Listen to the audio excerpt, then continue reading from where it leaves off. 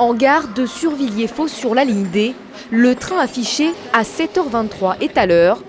Sur les écrans, 2 RER par heure annoncés au lieu de 4 habituellement. En heure creuse, un train toutes les heures. Même si ce matin les horaires sont respectés, sur le quai, ce sont des usagers usés qui attendent et pas seulement par la grève. De la fatigue et du ras-le-bol général. Déjà que Survilliers-Faux, on est une gare où on est pris en otage. Constamment, les trains s'arrêtent à Goussainville ou à Villiers-le-Bel. Et systématiquement, quand il y a un train qui doit sauter, c'est celui qui va sur Villiers. C'est une prise en otage permanente.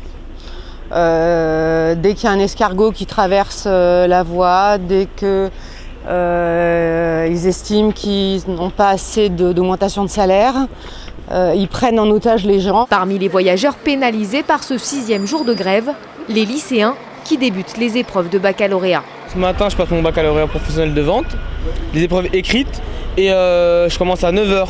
Donc j'ai dû me réveiller un peu plus tôt, 2 heures à l'avance à peu près, pour venir comparé à d'habitude. Je suis fatigué parce que d'habitude je ne me réveille pas à cette heure-ci, et voilà. Là j'ai dû me réveiller plus tôt, donc je suis un peu plus fatigué, mais bon, j'étais obligé. Malgré le dispositif spécial mis en place par la SNCF pour rendre prioritaires les lycéens, les candidats au bac se sont fait rares ce matin.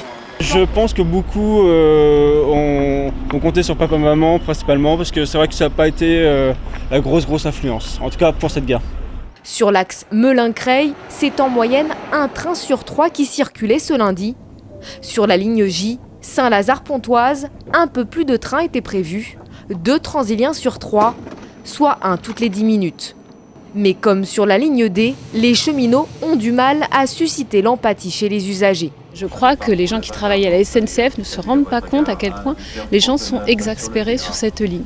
Ça doit faire 1 an et demi qu'on a des problèmes, et pas uniquement des problèmes de grève, que la SNCF a de graves problèmes de train. Une journée de plus où on va galérer, où je vais arriver en retard et il va falloir récupérer ce soir et je ne sais pas quelle heure je vais rentrer. Donc gérer les enfants par téléphone, ça va être sympa, vive la SNCF.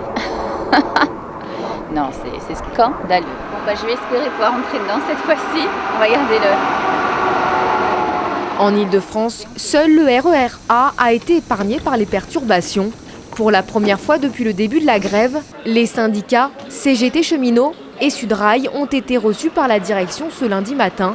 Mais c'est bel et bien un 7e jour de grève qui se profile mardi, jour où doit débuter l'examen à l'Assemblée nationale de la réforme ferroviaire à l'origine du conflit.